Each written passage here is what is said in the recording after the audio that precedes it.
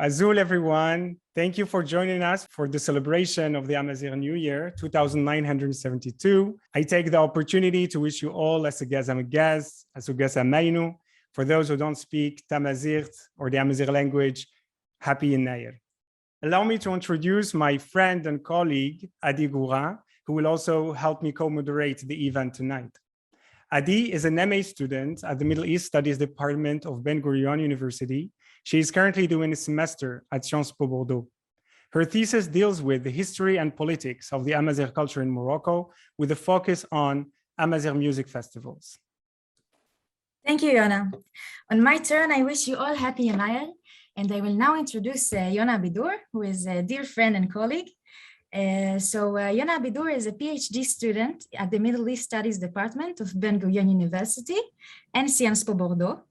His research focuses on Moroccan Jewish identities through investigating the narratives and oral histories of 6 families in France and in Israel over 3 generations.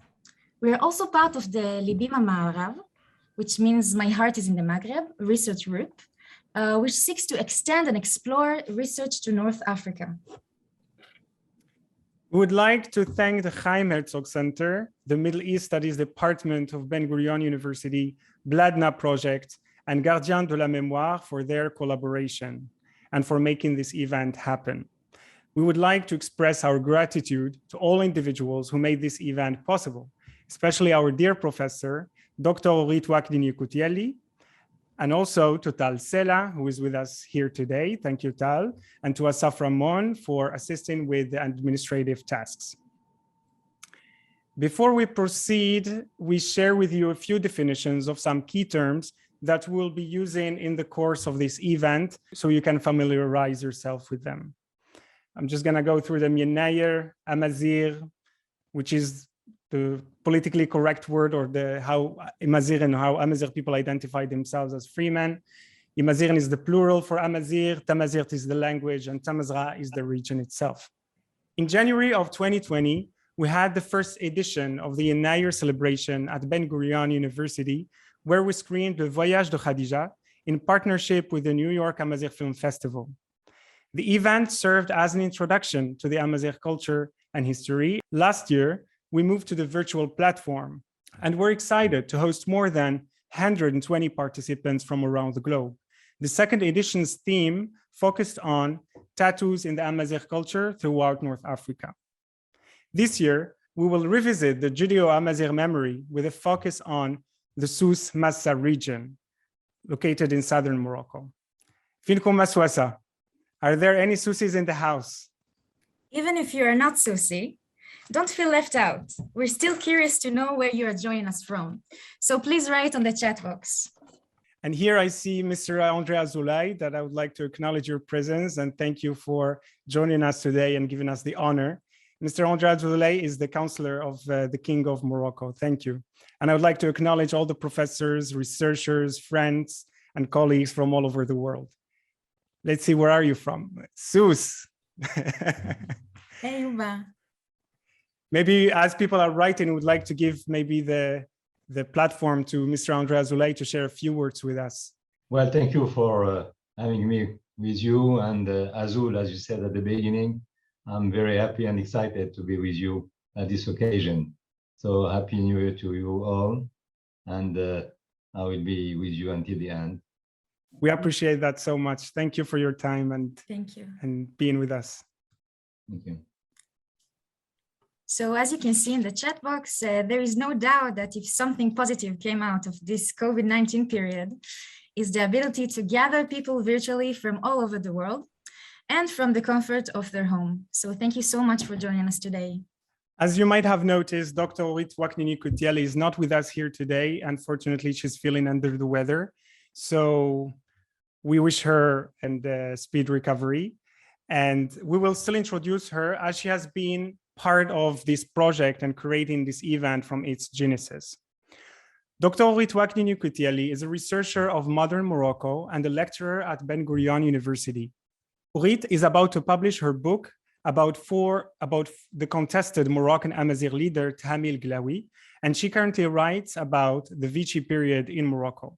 She researches Amazigh Jews in Israel and beyond, as part of her research on Moroccan Jewry and their historiography in Morocco and in the diasporas, touching upon issues of memory, cultural production, and the relevance of these to intergroup and interreligion relationships.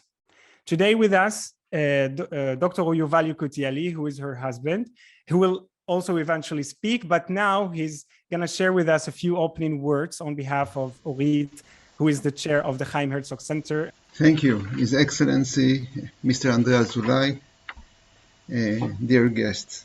Orit is unfortunately sick this evening and asked me to read her greetings.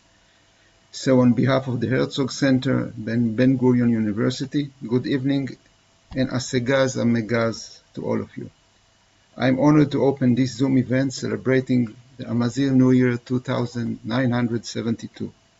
I'm thrilled to see the very large international audience and look forward to a wonderful event. Our first speaker is the talented Meryem Aassid. Meryem recently completed a master's thesis on the notion of silence in music and communication from King Fahd School in Tangier. She is also the co-founder of the music band Judeo-Amazigh. She's joining us today live from Morocco to tell us the story of Yennayer, the concrete expression of the love of the land. Hello, everyone.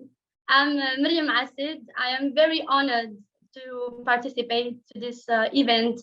Very happy to celebrate Amazigh New Year with you.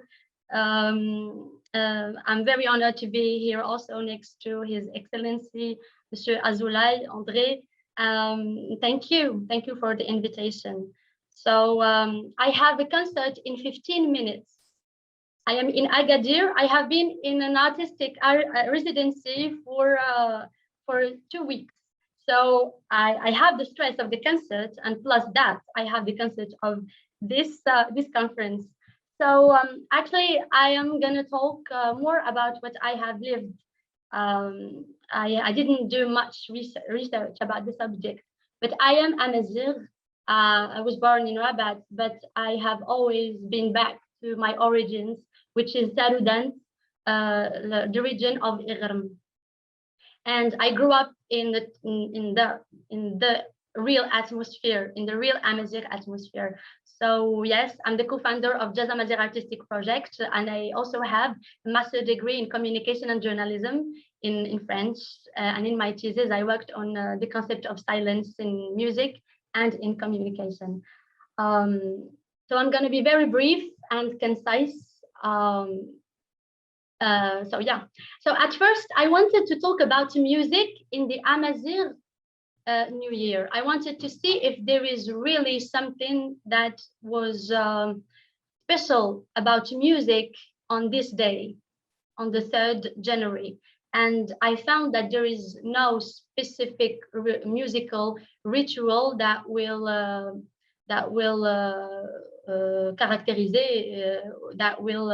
be in this day. So we will find Ahwas and Arwais in my region, the Souss. And of course, those two forms, artistic forms, are present in every celebration in Souss-Massa, including the Amazigh New Year. At this point, I can say that even if there is no specific rituals, actually the most important component of the Amazigh music, which is poetry, is very attached to nature and to the land. The land, which is the major subject of the celebration of Amazigh New Year. For example, we find two concepts in poetry that refers to the land. We find Tayerza, which is agriculture, and Iderfan, which are the lines that are drawn in the soil. I don't know what we call that exactly, but that's Iderfan. And all of these terms are used in the Amazigh poetry, and they are used in a magnificent poetic imagery. So no, there is no specific musical rituals, and that's why I chose to talk about Yennayer as the real expression of the love of the land. And Amazigh New Year has always been celebrated in a very spontaneous way. Maybe that's why there is no such ritual music. And and we had to wait till the Organization of Civil Societies of North Africa, who established a day where they will celebrate as they wish. So we had to wait till like modern state has been established that we know more about those traditions, because it was very spontaneous. And so just as Christians started their history with the birth of Jesus, and just as Muslims started it with Al-Hijra, Imazighen started it with an antique historical event. Maybe historians will talk about this more than I do, but I needed, well, I'm gonna start because I have a concert. So I wanted to talk about this historical event. It's when the Amazigh king Shishang became the pharaoh of Egypt in the 22 family in 1950 before Jesus Christ. He then expanded in other regions and became family with Suleiman, who was the king of Yehuda kingdom. On the other hand, the celebration of Amazigh New Year is related to the agriculture calendar of North Africa that has always been celebrated for ages. In fact, I consider that this celebration is more focused on meal preparation, since it is attached to the land. On this occasion of the Amazigh New Year, Imazighen prepare traditional meals made by all what the land grows of vegetables and grain. And so I grew up in a family who prepare each year 4 meals. First of all, there is couscous with the vegetables. And secondly, there is inboubern. That's what I prefer the most. We can call it inboubern or urkimen. And it's like steam les lentilles, like we steam les lentils and beans and les graines and grain and barley with sheep hoofs, الكرعين, what we call in دارجة الكرعين. And I love this actually, in Boubern or Urkim. And there is also berkouks made of barley with amlou. In berkouks we can add honey or amlou. I also love this one. And there is tagla. And I love a tradition where actually we should, in every dish of tagla, we should like put agourmi. Agourmi, it's the seed of the dates. The seed, l'adam of the date, we put it in tagla, and the one who finds the seed is the luckiest person in the room or in the house or in the family. And I have never found that, to be honest. And so all of these meals are cooked the whole day, like maybe since the morning, they are cooked in order to be consumed at dinner. And there's also like 2 sentences or les adages, concepts that we also say in our family, is that وانا ورشيني من سي ديال يناير تيغمين سرا جزريا سكاسرت لي. If that I can translate with, if one does not come home at night of the Yennayer, they will be lost the whole year. And we also say, if one does not eat till he gets enough, he will always be starving the whole year.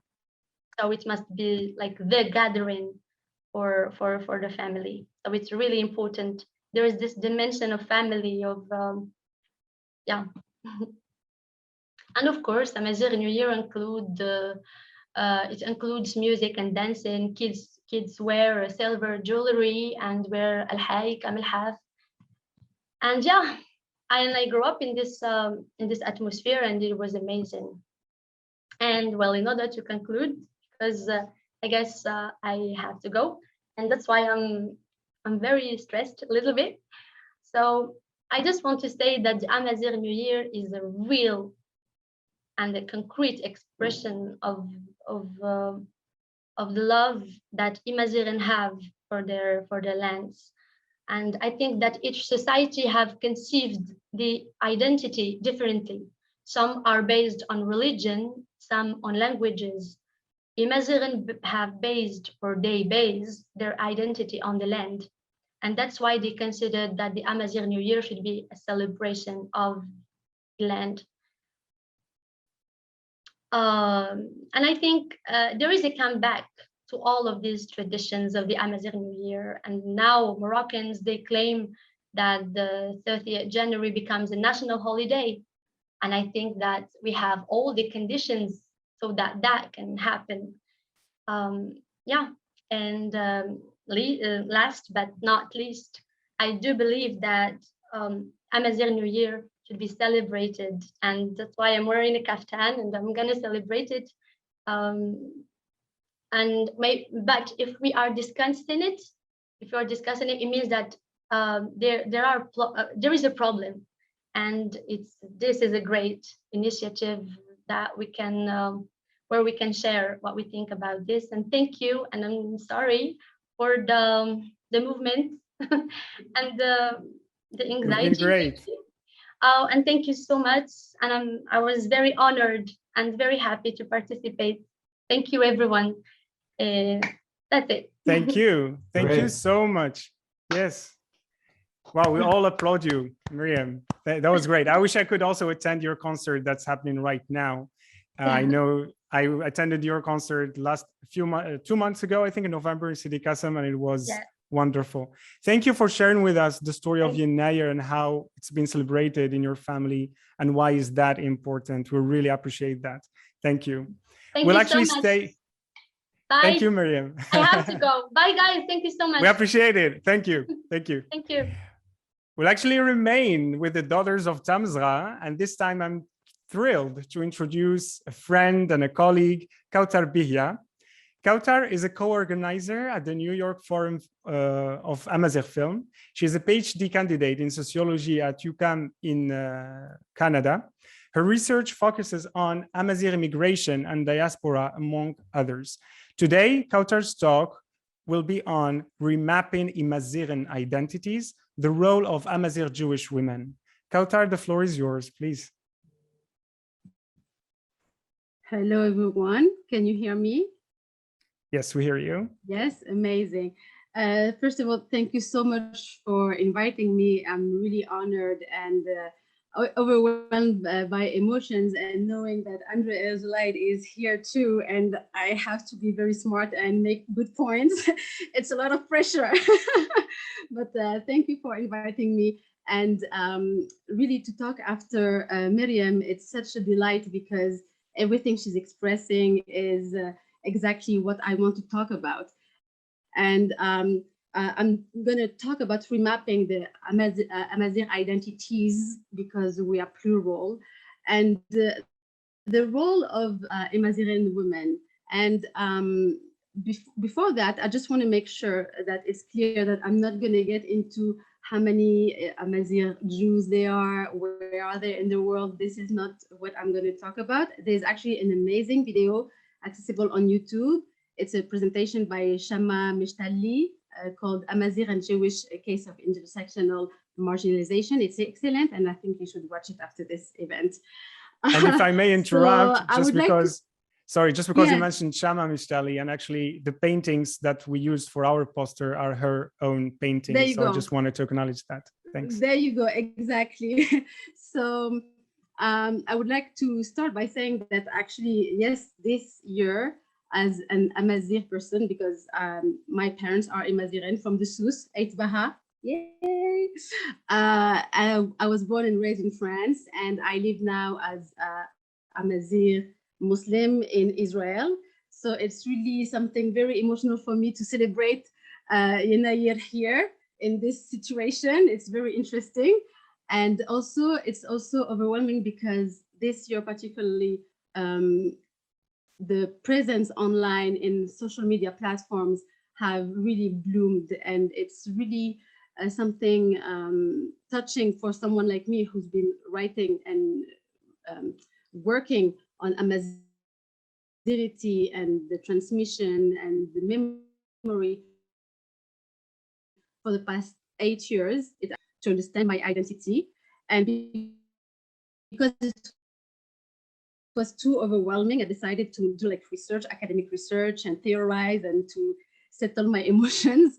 And while reading history and anthropology books, etc., I also observed social media platforms such as Instagram. So yesterday, the presence on Instagram was, for me, it reached the beginning of a momentum that Imazighen activists, artists, and thinkers have been waiting for. So really, for me, the Yennayer this year is all about collective reappropriation and transmission. And therefore, for me, it's also an honor to be here right now and exchange with you and listen to your experience as Imazighen Jews. And it's actually a really cool way to kick off this new Yennayer. And also it gives me the opportunity to really witness the live, really as we speak, I'm witnessing the revival of Jewish Amazigh as we speak. So it's really great for me. It's a great time. So to put some context, when I started my research, so 8 years ago, I counted only few pages on social media. I cut off Facebook. I was really focused on the millennials, and millennials use Instagram. It's science.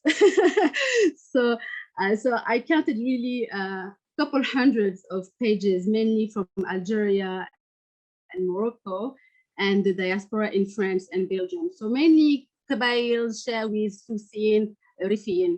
Later on, after the Arab Spring, we've been seeing more Libyan and Tunisian pages. And the first pages that emerged, it was the first time that I was seeing the word feminist and Amazigh at the same time. It was led by women, this new presence of Libyan Amazigh, which was really oppressed, has been engaged by young women. And the same year, we witnessed also the Canary Island, the Imazighen of the Canary Island that we tend to forget, unfortunately, showing the traditional dances. And it was for me as a Souss, I know how the Kabyle dance, but I've never seen how Imazighen of the Canary Island dance. So it was really like, wow, it was a beautiful moment. So all this presence from the whole diaspora, the European diaspora, the North American diaspora, the Imazighen in the Tamazgha, so from the Canary Island to the Egypt, it's really this global and transnational presence, okay, has in many ways already started reframing and remapping the Amazigh identities. We are no longer just Mizrahi or Sepharad or Arabs or immigrants or Muslims, or sometimes, unfortunately, terrorists. Right now, what I see emerging is being indigenous and proud to be able to reinscribe a vision of the world of our ancestors prior to the 50s and 60s, when nation and religion collide and separated us. So this year, I would say that for the first time, I've seen much more Amazigh Jewish pages, more than before. It's still very little, but it's still very, very new. And I think that's explained by the momentum that we are witnessing right now with all the Moroccan Jews, especially from Israel, reconnecting with Morocco, and Morocco doing a great job at preserving and accompanying. You say that accompanying the Jewish diaspora returning to the land. So, and also this desire of the Jews to learn about their family histories. So this is all due to this momentum. I have seen numerous Jewish Imazighen pages, which also has significantly increased my data, and this is new. So it's really exciting. But so far, in this part of the population, the Jewish Amazigh population on social media, for now, is the first step of reappropriation. What I want to say by that is that it's still the national component that is being reappropriated first. We are Jewish Moroccans, and then later on, when we start digging, we become Jewish Amazigh. So there's a lot of pages like Jews of Morocco, Jews of Algeria, Jews of Tunisia. There's also vintage Amazigh. And in these pages, you will always see pictures of the colonial era of Jews in the Tamazgha And when you look at those pictures by the geolocalization and the way children and women dress, you can see the Amazighity within their Jewishness. So it's something that is really now visible, all those archives being shared online. So really the Imazighen Jews, whether now they're here or in Canada or in France, no matter where they are in the social media platform, they're just engaging with this historical and cultural reappropriation process, thanks to many artists and academics, but mainly women. And I'm going to explain that point. So right now, what the Imazighen Jews are witnessing, what they are going through right now online is a connection to the physical land as the few first approaches, and then a reconnection to the soul of the land. So really like to dig deeper than just being Moroccan. We are also Amazigh. There's also Imazighen in Algeria. There's Algerian Jews and also in Israel. So we need to like remap really this identity of the Amazighity to understand the connection that is actually the soul of the land. As our friend Meryem was saying, it's really being Amazigh is belonging to a land. The land we don't own the land, the land owns us. So, so the Jewish diaspora is just recently learning about how to reintegrate the land and how to put back all the pieces of the history, the family history, all together.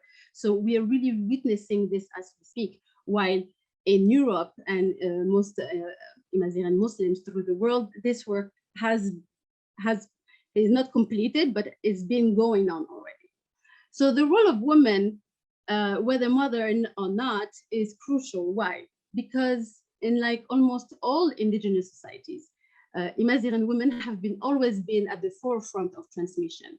They are the fortress that protects the language, the customs, but also the ways of being, loving, respecting, and defending. And one of the most famous figure is Lakaina, who was, she was a war leader who protected the Tamzgha against the Arab colonization. So also this womanhood, the importance of women in the Amazigh society is also, you can find it also but in Pierre Bourdieu's book, The Domination Masculine, but also thinkers like Naji, Tassadit Yassin, Mernisi, also Gisèle Halimi with her excellent book, Lakaina. So really womanhood is inscribed in all the matters of life in Amazigh society, to the extent that we can argue whether or not Imazighen societies are matriarchal. This is fascinating, and people are really curious, like they want to have references of your published work. Right. So this is really insightful. So, yeah, but if you can please finish in 1 minute. Thank you. I'm just going to finish with this. I just want to finish with this. So the rest of the Imazighen, they really engage in this reappropriation of the culture, and you can see it through the social media, whether it's ancient medicine, doing the tattoo, now doing tattoos on visible parts of the body, etc. And so we need this reconnection. I feel like we reach a point where Imazighen through the diaspora need to connect with the Imazighen Jews in order to complete this remapping of the identities. And I put this job on the hands of women, and it's not being sexist, it's because women are the center of Amazigh society and transmission. Okay, we are extremely excited to have with us today a team of Israeli, Moroccan, and French researchers who have excavated in southern Morocco, more specifically in Tamanart-Aguerd. I was personally honored to be part of this unique experience last November, where we found some scriptures and pages from the synagogue's Gniza. I don't want to say anything further, so I will introduce Yuval, who will moderate the panel, Yuval-Yekutieli. Yuval-Yekutieli is an archaeologist from Ben-Gurion University who specializes in the archaeology of the Levant in the Bronze Ages, intercultural relationships in antiquity, desert, and landscape archaeology. Yuval, please tell us more. Thank you, Adi. I'm honored to open our collaborative presentation of our recent excavation at Tamanart-Aguerd, which is a part of a broader project that studies Jewish heritage in the Souss-Massa region and the Sahara and Muslim Jewish oases and desert culture. The project actually began in 2014 when we were lucky to meet Salima, Naji, and David Goeury. And actually, when we think of it even earlier, with the pioneer work on the Jewish heritage of the region by Omar Boum, who then studied Akka and its region. By the way, is Omar with us right now? Omar, if you are here, would you like to say a sentence or two for our group? Orit, Yuval, so sorry, I just joined, sorry, I was in another meeting, so my name is Omar Boum. I am a professor of anthropology, history, and Middle Eastern languages and cultures at UCLA. I don't know what was said, and I don't know, I missed at least 10 minutes of the Zoom, but it's really, if it's related to the Tamanart project, and if it's related to the archaeological excavations that my dear friends, Naji, David, Orit, Yuval, and all the amazing students from Ben-Gurion and other institutions, I think this is, for me, this is a dream come true. Not only in terms of really thinking seriously about this heritage in the South, but also rethinking the whole history of the oases in the South and the relationship between Jews, Muslims, and Amazigh and Arab tribes. And I think this is embedded not only in. I think what we are doing from an archaeological and anthropological perspective is following the steps of the greatest Amazigh scholar, Mukhtar Susi, has done in his work, in his collection of books and articles. And it's an honor, and then we're hoping to train a new generation of students, graduate and undergraduate students that think seriously about this. This is going to be a global project. I'm really honored to be part of this amazing team that's led by Naji, David, and the rest of the team. Thanks, Yuval. Thank you very much, Omar. So I continue from here. This is, as Omar said, and Adi, this is a collaborative work of our team, which includes architect Salima Naji, who is also the head of Association Gardien de la Mémoire, geographer David Goeury of the Sorbonne University, archaeologist Mabrouk Saghir from Institut National des Sciences de l'Archéologie et du Patrimoine à Rabat, historian and anthropologist Omar Boum of UCLA, Orit Ouaknine-Yekutieli, historian and anthropologist from Ben-Gurion University, and me, Yuval Yekutieli, archaeologist at Ben-Gurion University of the Negev. Hence, our project involves a large interdisciplinary international group of researchers. Our vision is to combine numerous sources, approaches, and methodologies in order to study Muslim Jewish memory in southern Morocco. Salima, in a minute, will present on behalf of all of us our project. I just want to introduce her first. Salima Naji is an architect and a doctor of anthropology. She works in Morocco by favoring local materials while respecting the environment and the culture of the place.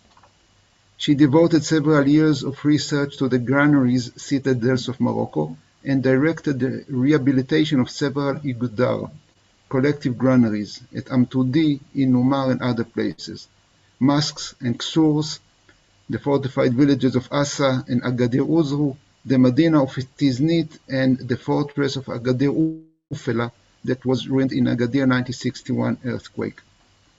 She is also a recipient of many architectural awards and the author of several books. Now, as a test of our collaboration, Salima will present the work on behalf of all of us, and I will run the slides from here. So this is a test for us. Salima, s'il vous plaît. Je disais à Sugas Ameinou, Iruden. In fact, the title is very important because our approach is not a folkloric approach. On n'est pas dans la folklorisation ni de ce patrimoine, ni de son architecture. Et je pense que ça, c'est peut-être le point le plus essentiel de notre travail à tous, c'est qu'on a une approche collaborative, mais on a une approche où on reconfigure et on reconsidère cette architecture dans un contexte qui est le sien. L'aridité, des matériaux très peu disponibles, une architecture de collecte, etc. Donc, ce que peut-être Yuval, on the beginning, est-ce qu'on peut passer assez vite et se retrouver sur la fouille? La carte permet quand même de situer un certain nombre de choses et le propos, mon propos ce soir, c'était une éthique de la préservation. Quelle éthique pour préserver ces synagogues qui méritent tant d'égards et qui sont un peu comme les derniers témoins d'époques révolues, certes, mais qu'on voudrait revoir. Donc, je vous propose de passer très vite. Je n'ai pas accès, moi, je crois, je ne peux pas passer, mais j'avais considéré tout ça, ces images, comme un petit film, un film pour découvrir un peu notre travail, depuis le début, la reconnaissance, les fouilles préventives, et puis la restauration au tout départ, même pendant la fouille, parce qu'on craignait que le monument nous tombe dessus, et puis en fin de compte, la restauration avec une recherche de la plus juste des mesures. Donc peut-être, Yuval, could you talk about the beginning of the excavation, please? Because the first picture, it's about our work, but first it was the excavation. So we arrived at the Melach of Aguerd, and after we saw the synagogue for the first time, and the thing that attracted us to the place was that in our visit we saw a lot of pieces of paper on the floor, and we very soon understood that, as you see in the picture over here, that sometime broke into the geniza of that synagogue, and we had to save it. So we arrived at the place, and unfortunately, a day before, after 7 years with no rain at the place, there was a huge rainstorm which also made all the area of the synagogue a bit wet, and there was a increased danger of collapse. But fortunately, with our group, we managed to sift and go through the different areas, and managed to extract a very, very large number of mainly of various types of paperwork from within the synagogue itself. For example, now on the picture you see the area of the geniza and working around it. While working, we were very fortunate to have a lot of visitors from all around who came and were especially interested in the place. And in general, we found, we can say, 10,000 of paper pieces, which included the pieces of sacred books and a lot of, this was amazing, a lot of charms and amulets with Kabbalistic charms, all kinds of textiles and wood. And part of the work was done in a kind of a field laboratory, which we built at the place, and we had to handle the wet papers and let them dry and starting working on them. Here you see a few of the amulets that were found. These are small kinds of wrappings, leather wrappings for the amulets, and you see here a few of them. On the left bottom, it is one of the names of God according to the Kabbalah, and on the right, a kind of a charm to protect the person, and according to a formula which usually or started to appear in a book which we call the book of Raziel, a charm Kabbalistic book, actually from the 13th century, but the charms themselves are later. All kinds of other pieces of things were found there, texts in Hebrew, in Hebrew letters, in Hebrew, in Sephardic letters, in Judeo-Arab, in Arabic, in Sephardic Hebrew letters, and also texts in Arabic. What you see here below was found at the synagogue in Tamanart, which is probably a part of a chandelier, which you see the example on the upper part of the photograph, and this is from the Museum of Dar el-Basha in Marrakesh. Here you see our makeshift laboratory in the field and our work. Do you continue from here, Salima? Maybe it was very important to the others see the condition of the excavation, and maybe we can see with the authorities, because it's very important to have the authorities. Maybe we can have on peut peut-être continuer et passer maintenant à l'architecture, étant donné que nous avons un temps très très limité. Au tout début, in the beginning, it was very, very, very dangerous. C'était en péril. So we have to do some actions very quickly to stay all things at these places, because it was raining, so it was very dangerous, and we have our archaeologists and a lot of people inside, so it was a little danger. Brahim, the worker, and others, very important to me, because it's in fact first it's in hands of men and women to do that. For excavation we have seen, and of course for the restoration.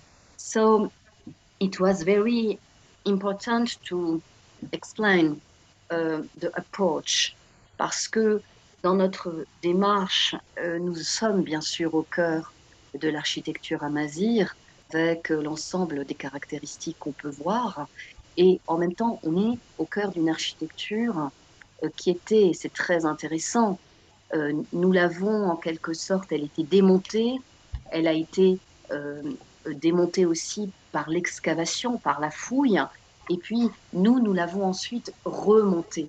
Et donc l'histoire s'est faite dans un premier sens, puis s'est reconstruite dans un sens qui était celui de cette renaissance qu'on vous présente. Alors il a fallu d'abord dégager les routes, fabriquer le matériel, et puis ensuite remonter. Et ce qui est difficile, c'est de retrouver avec fidélité chaque partie. Par exemple, les briques étaient de la même taille que les briques qu'il y avait à l'origine. Les bois qu'on a choisi d'installer devaient être aussi de la même qualité. Quand on les a changés, dès qu'on pouvait ne pas changer quelque chose, on ne changeait pas. Et puis, il a fallu reconsolider. On a fait ce qu'on appelle des coutures. Et en même temps, it was very important to respect history and the sigma of the place, because it's old architecture, and it's very important to have the trace of use and the trace of history. Donc cette histoire de couches qui se superposent horizontalement pour l'archéologie et qui ensuite se retrouvent sur les murs était extrêmement important. Et puis en même temps, on devait réfléchir à ce fameux lanterneau qu'on retrouve sur toutes les images d'archives. On trouve notamment aussi sur le très beau travail de Jacob Pinkerfield sur les synagogues dans les années 40-50, et où il nous donne à voir un certain nombre d'architectures de cette qualité. Et en fait, nous avons un lanterneau qui venait éclairer la partie la plus importante de la synagogue, autour du savoir, autour de la prière, pour faire le lien entre le ciel et la terre, et autour de la partie centrale. Donc cette partie-là, il fallait vraiment faire en sorte qu'on retrouve les qualités qu'elle avait intrinsèquement. Mais ce lanterneau avait disparu.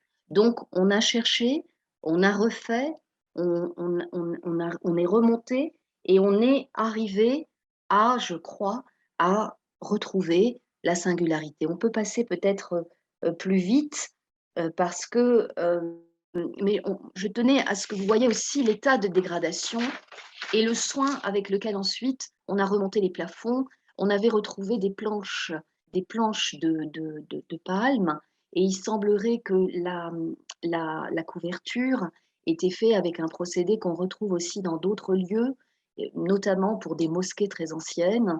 Et c'est extrêmement aussi intéressant de comparer des architectures similaires qui sont des cousines, qui sont parentes, l'une est plus ancienne que l'autre dans le temps, mais elles ont évidemment des cousinages, et il est extrêmement intéressant pour moi d'observer des choses que je connais très bien et de chercher à retrouver l'essence de cette architecture amazigh au cœur d'une cité qui existe depuis très très longtemps et qui a été baignée de diverses influences, mais qui a gardé ses caractéristiques. Donc le lanterneau, vous voyez, il est remonté. Les petits lucarnes, elles ont les mêmes proportions que cette immense façade très très belle qui ouvrait le lieu. Et puis le lanterneau, on réfléchit, on comprend aussi comment la Guéniza s'est installée. Il y a eu des étapes, on est revenu, on a refait. Finalement, on a trouvé la forme idoine, parce qu'il faut aussi savoir qu'on hésite, qu'on teste, qu'on regarde, qu'on ajuste. Et puis, in fine, on a fait en sorte d'avoir, voilà, d'avoir vraiment la trace aussi de ces stigmates de l'histoire sur la façade, en mettant un enduit transparent qui va protéger la façade des intempéries, mais qui va nous laisser voir à la fois les stigmates de l'histoire, comme dans les intérieurs, comme vous l'avez vu, et en même temps, notre travail d'avoir ajouté des choses pour retrouver cette image d'une synagogue perdue. Je cède la parole à David, je crois, qui peut apporter une conclusion dans la suite de ce travail collectif et intensément passionnant, parce que voilà, nous avons tissé ce lien, et c'est extrêmement émouvant aussi quand on est au chevet d'une si ancienne synagogue, de voir qu'elle nous baigne de sa baraka. David, je pense que tu peux peut-être poursuivre si tu es là. Good evening, everybody. So thanks for the invitation. So very quickly, this project is very interesting because is a participative project. So since the start, we work very closely with the Jews community of Agadir and Hervé Lévy, and we always talking together to think what we can do for this Jews heritage in some oasis area. We're very far from the big cities, and sometimes in some village we are really ruined. So the first step is to work closely with inhabitants, local inhabitants. And I can say that it's very interesting, the process for the excavation, because Mabrouk Saghir was working with the local young students were in Tamanart to have with them like a workshop about excavation. And so we are very pleased to have a local team who works from the start about the excavation, and after was working with the Meryem and with the Salima Naji to do the restoration. So it's like that we can have a really impact, because these local young Moroccans are able to explain the project to the community. And it was very important. The second step is to work with all the stakeholders, and we work closely with the municipal council, with the governor, with the wali, and to think that the project is going to be connected to a provincial and a regional view, to have a new network. Because the other aspect of the project is not to work only on one synagogue, but to work on a network of religious sites, and especially synagogue. And it's very interesting because the community wants to open new route. Because actually we have a lot of people who are really interested by this heritage. And the idea is to connect all this work to new touristic routes. And the first step is to connect it to Agadir, because we are just at 4 hours drive from Agadir, and to start to work on all the synagogue, as I said, Yuval and Aomar, like Aka, but also like Oufran, Dial Atlas Saghir, and slowly to follow these routes up to the eastern part of Morocco, and maybe go through Abeddour. So like that, we can open these routes, and it's very interesting because in fact, it's a way to recreate the old trade routes, were very important Saharan routes coming from the western part of Africa up to the Asian, up to Asia, and crossing from the South Morocco, from Gelmim area up to Figig and Oujda.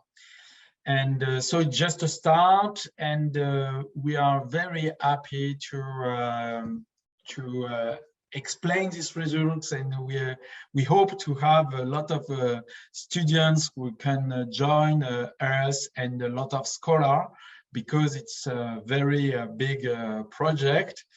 And I'm very happy that our colleague donc Mabrouk and Yuval were able to have a new process for excavation. And I'm very happy also that Salima was working with them to have not only excavation, but also restoration in the same time, because like that, we can very quickly open the site to visitors. So thank you. Thank you very much, David. Just, I mean, as we ran through, we did not introduce you. So after you talk, I will just say that David is a doctor in geography at the Mediations Laboratory of Sorbonne University. He is a specialist in stakeholders and questions practices around common goods in oasis environments, and he coordinated the book Résonance oasienne, approche sensible de l'urbain de Sahara. And Professor Mabrouk, which we mentioned, who is part of our group, he is an archaeologist of the Islamic period at INSAP, l'Institut National de Sciences et d'Archéologie et de Patrimoine. And as part of this Islamic period in Morocco is from the 8th century to the present, he is also working with us. And also, just to mention that all is a part of Orit's work. Orit is an historian of Morocco in general, and also specializes now in the itineraries of the Jewish community in southern Morocco working at the heritage at Ufran and other places, Tamlicht, Ilir, Akka, and other places. Last thing to say is that all our work is highly inspired by the great example of Beit Dakira, the work of His Excellency André Azoulay, who continuously and tirelessly works to preserve the Jewish culture as part of the Moroccan culture. So we thank Mr. Azoulay also for his support in our project. Thank you very much. Yona, back to you. Thank you so much. Thank you. I'm very happy to finally meet you, the team. I've been hearing a lot about your project and the excavations, and I'm very happy to meet you finally and to hear more about your project. Actually, there are a lot of questions on the chat. I'll just let you go through them while we listen, and then we still have one speaker, and then we'll open the floor for a Q&A. So I see that Jonas joined us. Hi, Jonas. I will introduce Jonas, who will be the last speaker for today before we open the floor for Q&A. Jonas Sibony is a teacher and researcher of Semitic linguistics and Arabic dialectology. He was born and raised in France, and he has Moroccan origins from his father's side. He was trained in Hebrew in Inalco, where he teaches today as well. He obtained a PhD in Semitic linguistics from ENS of Lyon, the University of Lyon. He currently works as a coordinator at the Department of Hebraic Studies at the University of Strasbourg. And today he's joining us live from Strasbourg to tell us about what is and probably what is not Judeo-Tamazight. Jonas, please. Thank you very much, very, very much. First of all, I have to say I'm very sorry that I couldn't be with you guys earlier, and I'm very frustrated. And it's quite weird because I don't know what has been said and what hasn't been said until now. So anyway, thank you very, very much, Yona and all the team for inviting me. I'm very, very happy to be here with you today. And as we say in Moroccan Arabic, thank you very much again. Then I have to say too that I'm actually not a specialist of Judeo-Tamazight, nor even of standard Tamazight linguistics, and I'm not a speaker. Although I studied Tamazight linguistics, and I usually work on the Moroccan Judeo-Arabic dialects and on the historical linguistic landscape of Morocco. But it's very hard to find any specialist of Judeo-Tamazight. It almost doesn't exist, and that is for a reason, because it's quite an ancient linguistic phenomenon that unfortunately started to disappear before the growing interest in Moroccan Judaism by scholars nowadays. So actually, even if it's hard to find a specialist, there is one. And I'm sure you all know him. It's our colleague, Joseph Chetrit. I mean, he published many studies on Judeo-Moroccan sociolinguistics, mainly about Judeo-Arabic, but as well on the specific situation of the Judeo-Berber speakers. So of course, we have Joseph Chetrit, and in Morocco, we have Mohamed Medlawi, as well as to a lesser extent, I have to mention as well Haim Zafrani, who published the almost only text we do know that was written in a Jewish dialect of Tamazight. So there has been throughout history many Jewish population of Amazigh culture, and they were indeed a native component of the North African societies. Up to the first part of the 20th century, many Imazighen areas and villages had Jewish communities. Actually, those communities were both considered Jews among Berbers and Berbers among Jews. And that very complex situation is quite explicit through language. The Muslim Berbers used to call them Udayin, yani Jews, whereas the Arabic-speaking Jews usually called them Shluh, Berbers. In a Berber context, they were the Jews of the area, but in a Jewish context, they were the Berbers of the community. Thus, indeed, those Berber Jews lived in an Amazigh environment with Amazigh concepts, traditions, dishes, songs, dances, and mainly they spoke Berber languages, some varieties of Tamazight.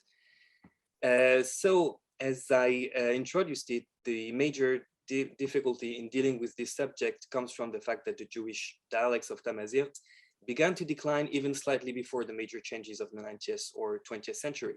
Changes in traditional lifestyles, rural exodus, foreign influences, the French mandate, the colonization for our Algerian brothers, and the installation of the French Jewish Universal Alliance, Alliance Israélite Universelle in French. In fact, by the end of the 19th century, it's already difficult to find a monolingual Jewish speaker of Tamazight. Charles de Foucauld, the French priest, explorer, linguist, and many things, back from Morocco, published a book in 1886 entitled Reconnaissance au Maroc, Acknowledgement in Morocco. And in that book, he claims about the languages spoken by Jews. Jews in Morocco speak Arabic. But then he adds, in the regions where Tamazight is mostly in use, Jews also know it. And in some aspects, Tamazight is even more familiar to them than Arabic. Another testimony was from Simon Lévy, which was the founder of the Jewish Museum in Casablanca, in Darbeda, and the author of the most important research on the Jewish dialects of Arabic in Morocco. So Simon Lévy claims that at the beginning of the 20th century, around 8% of the Jewish population has Tamazight as a first language. Not just that they understand Tamazight, but have Tamazight as a first language. In a majority of cases, they were actual bilinguals, Berber Arabic. Those numbers Simon Lévy takes from a survey that was done by the Identities. And in that survey, the results were that 8% of the Jews had Tamazight as a first language, 16% had Spanish, mainly Haketiya, and 76% had Arabic. That's of course before the massive French influence that changed most of the linguistic dynamics. So the expression Judeo-Berber or Judeo-Tamazight is actually very recent and is part of the reconstruction of the identity. It's a recent concept applied on ancient language dynamics. But when we use it today, it usually designates the varieties of Tamazight that have been used by the Jewish communities, which means that where a Jewish population lived in a Berber-speaking environment, they used the local language with some specificities due to the specific way of life, the social category, and sometimes too, due to the various geographical or linguistic origins, internal North African migrations. There were mainly two cases. First, that of the local Jewish populations integrated into the tribal social structure. Jews could refer to themselves as belonging to such or such a tribe. These were usually bilingual speakers with Tamazight as a first language and Arabic as a second language. For that case, women and children who had less contact with non-Jews than men knew Tamazight much better than Arabic. But there was also the opposite situation in some other Berber areas or villages. Jewish groups with Judeo-Arabic as a first language, often following migrations from any Arabic-speaking regions. And in these cases, it often happened that the women and children mastered mainly Arabic, or at least that Arabic was the language of the house, and that Tamazight was used only with the Muslim neighbors. So the Judeo-Berber dialects were generally the local varieties of Tamazight, Tashilhit or Tarifit or whatever variety, with some specificities due to the history of the Jewish communities. At a sociolinguistic level, many factors can modulate language. And in the case of Berber Jews, it is about elements such as life in the Jewish quarter when there is one. It's not always the case, which is that life is punctuated by the Shabbat, the festivals, the fact that kids attend Jewish school, again, when there is one, and the study of text. In other words, being immersed in an intense Jewish life has contributed to tint their Tamazight language with Jewish concepts, biblical, Talmudic references, and some words from Hebrew and Aramaic, the languages of the studied sacred texts. But for this last aspect, the influence of Hebrew and Aramaic, basically we talk about lexical influence, and that's it. And that would be far more true if we did have a significant Judeo-Berber literature. Usually in Jewish languages, the percentage of the Hebrew or Aramaic component is much more prevalent in written forms of the language. In order to have dialectal specificities, for the written part, you need the literature. And for the oral one, you need a specific separated community life. Berber Jews, most of the time, did not have any of that very clearly. So we do have specificities, of course, but probably less than with Judeo-Arabic dialects, for instance. In any case, these foreign words borrowed from Hebrew, or there are quite few in number, although they are very symptomatic of what is a Jewish language, as in Yiddish, in Judeo-Spanish, or Judeo-Arabic. In general, these are words connected to Jewish concepts or related to Judaism, but not only Judaism as a religion, but to Jewish history, identity, and heritage too, or to the organization of the Jewish life. For example, the Hebrew word lashon, which means language and tongue in Hebrew, is borrowed and inserted into a Berber morphology, and then it becomes talashunt, usually pronounced talashunt. It is here Tamazight morphology with a T prefix and a T suffix, and that Berber stem is used in Tamazight for many reasons, in feminine names, for example, like in Tamazight, Amrar is an old man, but Tamghart is a woman. We can use it as well for small, tiny things. Afus is a hand, but Tafust is a small, tiny hand, and for abstractions as well, and for the name of languages, as in Taqbelit, which is Caballo, Tashilhit is Shilha, Tarifit, the language of the Rif region, and Tasusit, the language of the Sus. But here, for Judeo-Berber, Jews mainly, when speaking Tamazight, inserted Hebrew words into Tamazight morphology. Lashon, in Hebrew language, becomes Talashunt. And the meaning is, by the way, contextualized, and it's typical of Jewish languages or in borrowing dynamics. The meaning is contextualized and no longer means language. Talashunt doesn't mean language, but Hebrew language. That's what we call the sociolect calibration. So we have words as well as, like, for example, tahukhmit. Tahukhmit means wisdom and is adapted from the Hebrew word chokhmah, wisdom, or takwahenit derives from the Hebrew kohen and designating the specific religious status of the kohanim. Takwahenit, the fact to be a kohen. We also find the whole range of proverbs and sayings common among Berber speakers, among all Berber speakers, Jews or Muslims, but with here and there an atypical word or a particular pronunciation. For example, in that proverb heard among Jews in a village in the Marrakech region, imik simik esa iksem ora Abeddour. Yani, it is little by little, imik simik esa iksem, that enters, ora Abeddour, that the camel enters the pot. Looking at this proverb, only one thing, one tiny feature distinguishes it from what would have been pronounced by a non-Jewish speaker from the same region, and that is the pronunciation of the sound sh, pronounced s. The Berber verb for entering ikshem is here pronounced iksem, and it's interesting. Jonas? Yes? Sorry, I hate to interrupt you, but this is fascinating and mesmerizing, but you can finish in 1 minute, please. Last minute. I'm almost Thank you. over. Perfect. Thank you. So it's interesting to note that this very specificity of pronunciation, the fact that sh and s are pronounced s, is a very widespread phenomenon among the Arabic-speaking Jews of the region. Anyway, really 1 minute. At the literary level, there are only very, very few Judeo-Berber texts, which are mostly translations and probably from Judeo-Arabic. The best known is undoubtedly that of the Haggadah of Tinrir from southern Morocco, which is a Berber Tashilhit translation of the famous text which tells us of the exit of the Jews from Egypt. So this Berber version probably circulated orally before being written down as a second step. And here Tashilhit was transcribed with the Hebrew alphabet. Here is the opening sentence. We were slaves to Pharaoh in Egypt. The whole sentence is in Tashilhit, but one word is borrowed from Hebrew, Paro.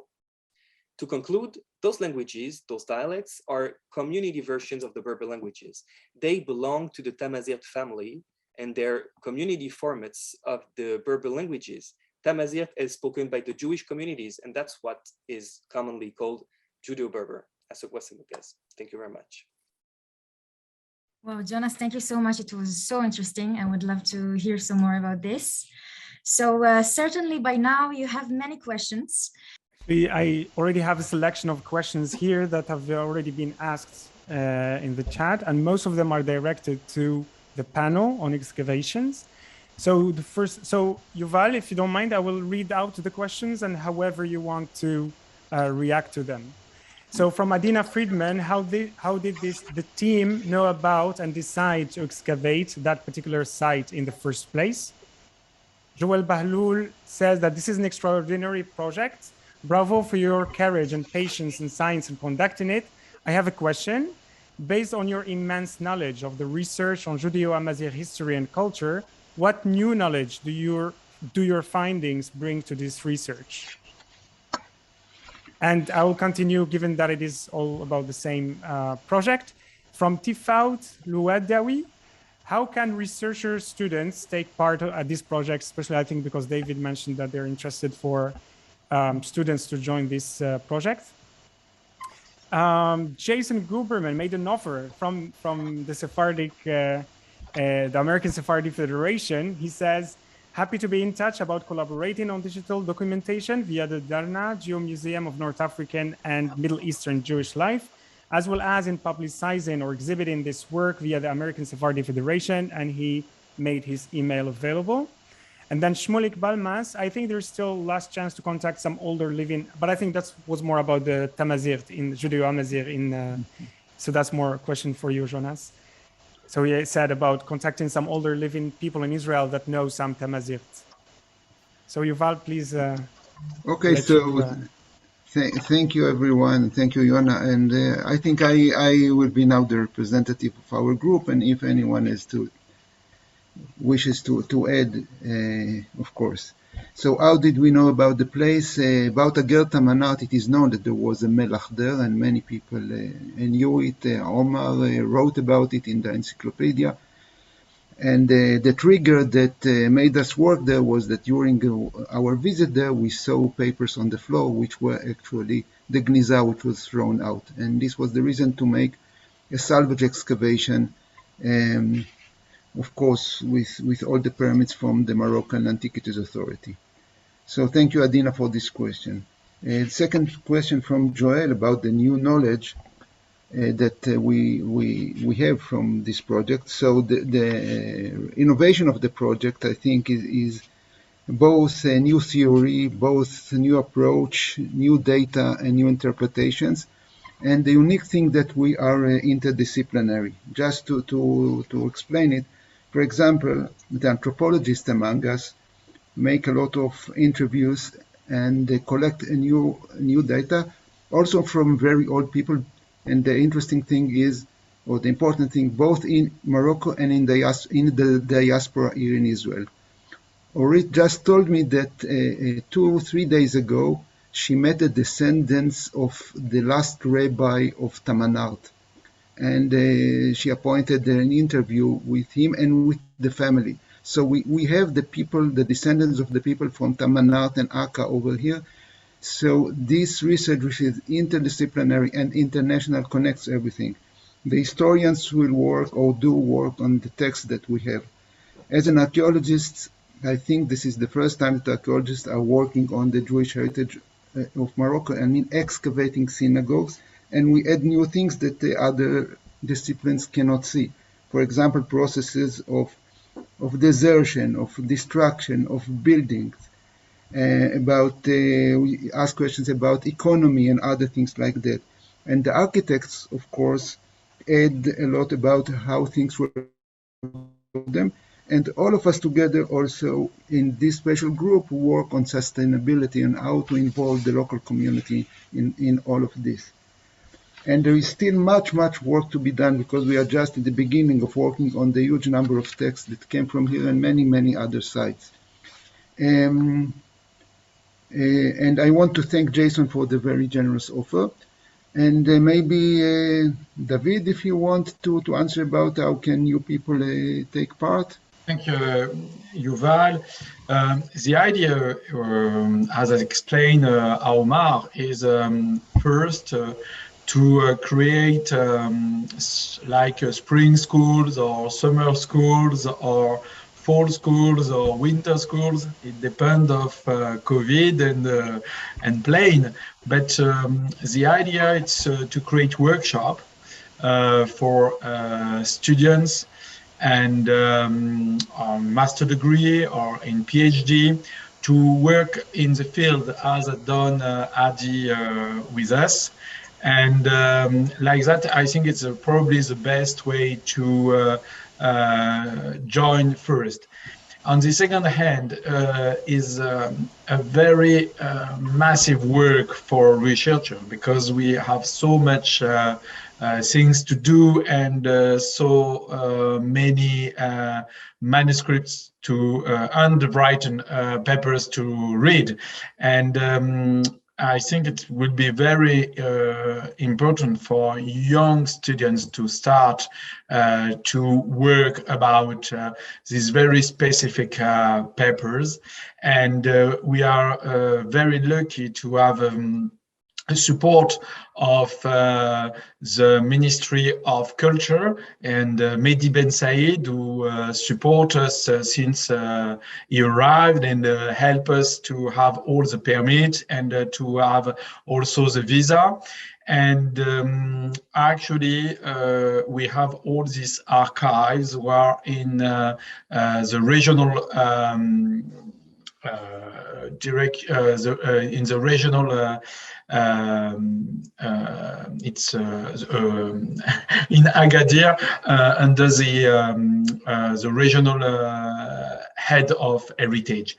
And now we are working to have a larger network of scholars. And I see that Omar is maybe want to add something. Yeah, thanks, David. And thanks, Salima. It's as I said in the chat, I think there is no better person in Morocco, especially in the south, who's really good at conservation than Salima and David. I think I really, Salima, I really appreciate all the work you've been doing for years. And as far as the student, I think this is, Joel, it's great to see you in the audience. This is probably one of the most important thing that we're really interested in as far as this project. We have some amazing scholars in this team, and we really want to train students, both undergrad and undergrad. And seeing here André, Mr. André Azoulay here in the, I think Beit Dakira probably could be a space for some of these collaborations, especially for summer, for some of these institutes that we hope to organize. And by bringing the students, the material will be close. The connection between Essaouira, Agadir, and the rest of Souss and the rest of the province of Tata is there, not only in terms of the archives, but also in terms of these historical connections that dates back to centuries. So to answer, I support what David just mentioned as far as having a summer institute, probably not during the summer, probably during the springtime or sometime early summer, given how hot that part of the world can be sometimes. I think André wants to say something.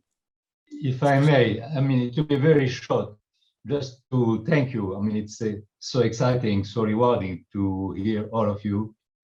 And following what Omar said, I have a discussion, Salima and Orit, a few days ago, and we explored together the way to connect more effectively and to also try to keep as strong and as durable as possible the current momentum. We are in fact now, I mean, living and attending and seeing a fascinating momentum, and we have to keep it alive. So as Omar said, Beit Dakira is already ready to home and to welcome and to host all the people, all the researchers, academics, experts, or just those who are interested by what we are trying to achieve and to work on. We have facilities, we have, if I may say, the right place to move forward. And as I said to Salima and to Orit, there is an historical link and a common heritage and legacy for the Moroccan Jewish community of Essaouira and the region. I mean, especially with Oufran and other Jewish places in the region. So we are very interested, we are ready, we are happy, and I think that it will help everyone if we can connect structurally, rationally, and on our side, I mean, Beit Dakira, Essaouira, Mogador, you are most than welcome.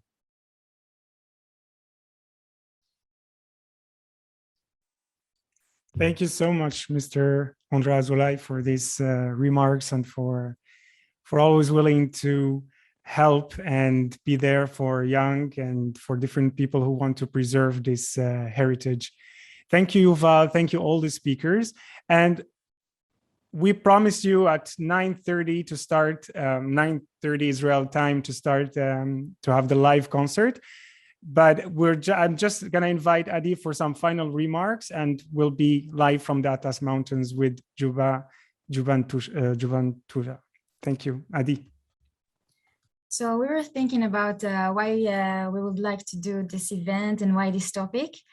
So in 1948, about 20,000 Jews lived in villages scattered around the Atlas Mountains in Morocco, together with the Muslim populations.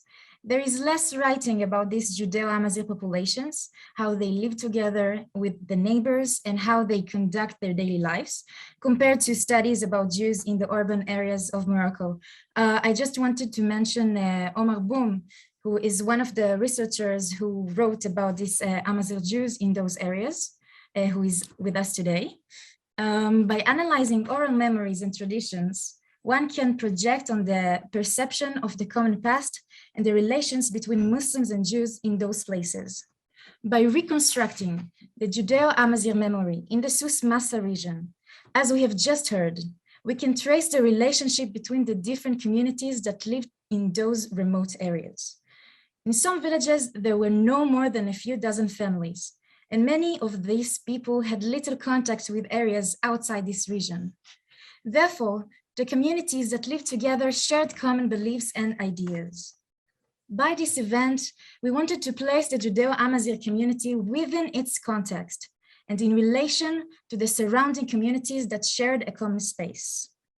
By analyzing those communities, we will be able to further explore and common paths and the relations between Muslims and Jews in those places and in general. Thank you so much for coming. Thank you, Adi. And on behalf of the organizing team, it was an honor to make this event happen for the third year consecutively.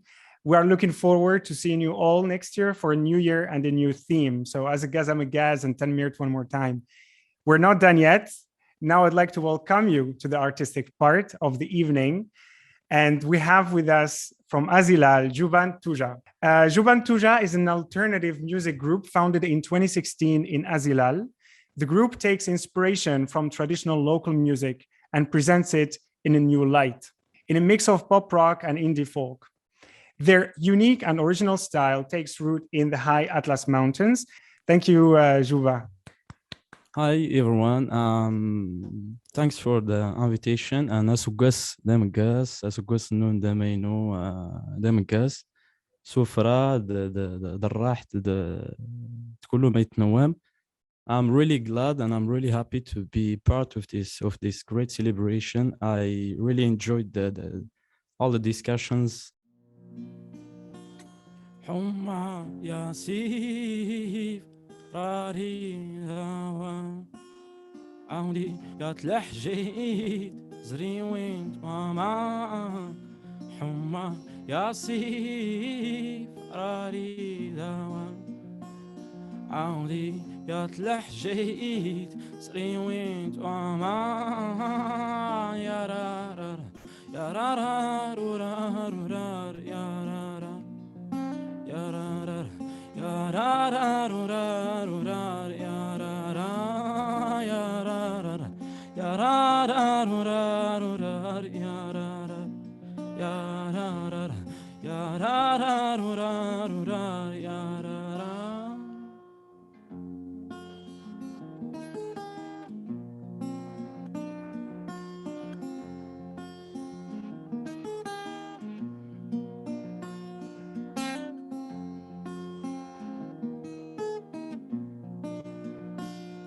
حما يا سيف راريدا عودي يا تلحجيت سريوين وامان حما يا سيف راريدا عودي يا تلحجيت سريوين وامان يا رارا يا رارا رورا رورا يا رارا يا رارا يا رارا رورا رورا يا رارا يا رارا يا رارا رورا رورا يا رارا يا رارا يا رارا رورا رورا يا رارا.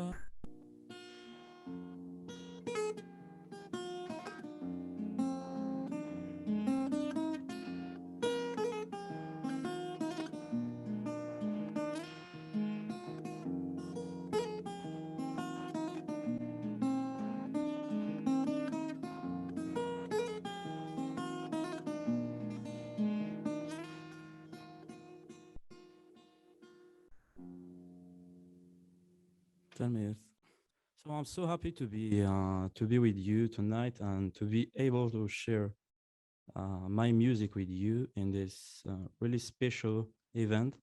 And I've been always like being so attached like to Jewish culture and heritage because I came from Emil Mellah. It's the place where I was born and where I live in my valley in the high Atlas Mountains of Morocco, in a valley called Aitbouli. So I do live in the gate of Mellah. So we do have, we used to have Jewish community there in the village. And I've been always amazed about the stories that they have been told about like the families that they have been living there in my village, and I know that it was really sad like to say goodbye to those families because they were like sharing a lot of things. Like you can imagine a village with 10 families. Like you can imagine the relation or the links between them. So thank you so much for the invitation. And I'm gonna talk a little bit about the project of Yubantuja. It's and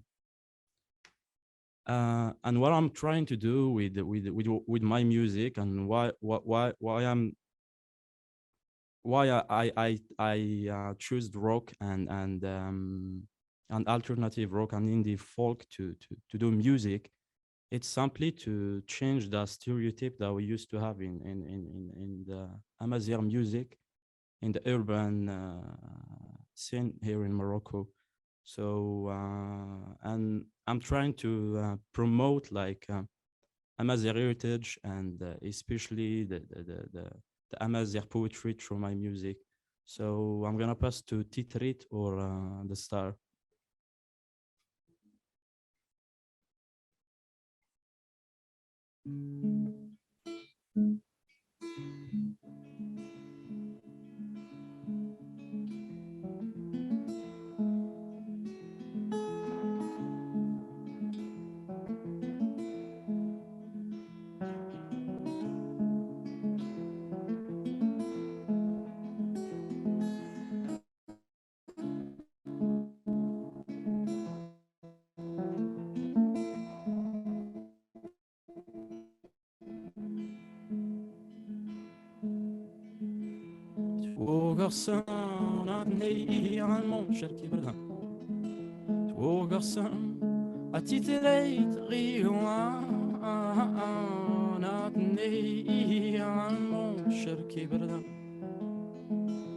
Tanada Fafuki Waka Ranamgar Zuzartayri Amazigh Tanirir Andrew Yawan Kdim Ditra Anani Zair Ramtu Mert Gomada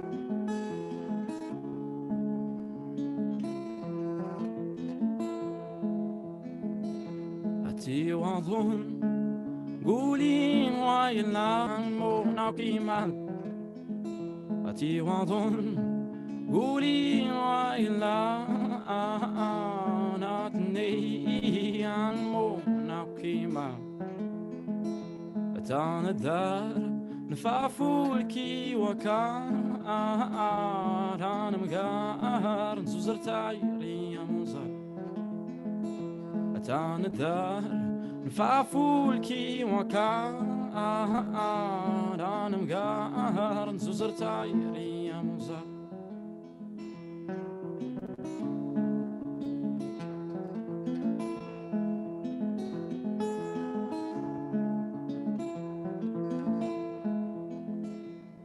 Wogarsan Atitreit Rigoan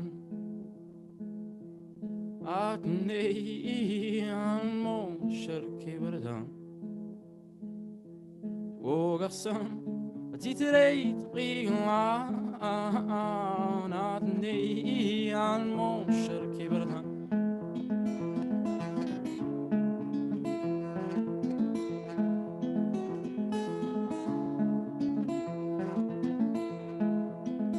Atimanin Tairin Maidran Atnei An Mo Naukimal Atimanin Tairin Maidran Atnei An Mo Naukimal Atanasi Adarna Garha Ranasi Yurarna Gamdiya Atanasi Adarna Garha Ranasi Yurarna Gamdiya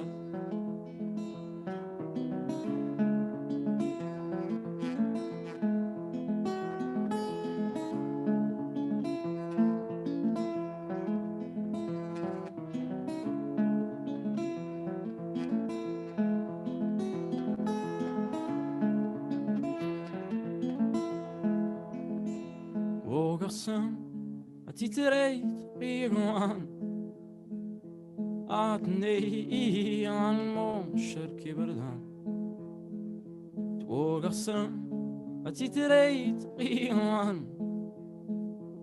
Atnei An Mo Sherki Berdan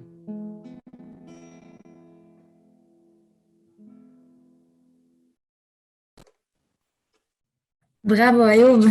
I'm not sure if you can read the chat, so I wanted to read something for you.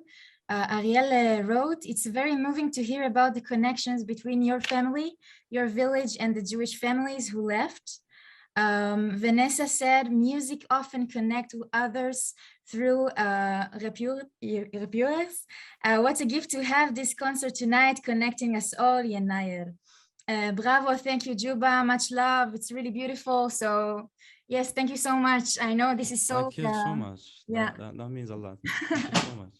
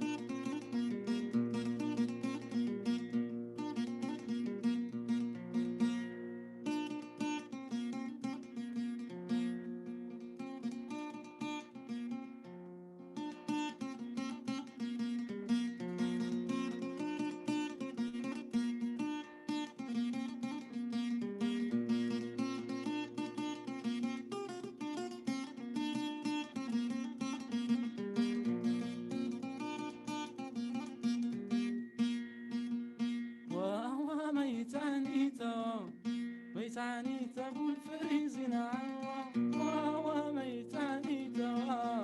ميتاني تابو الفريزين ويلي سنهنيات دام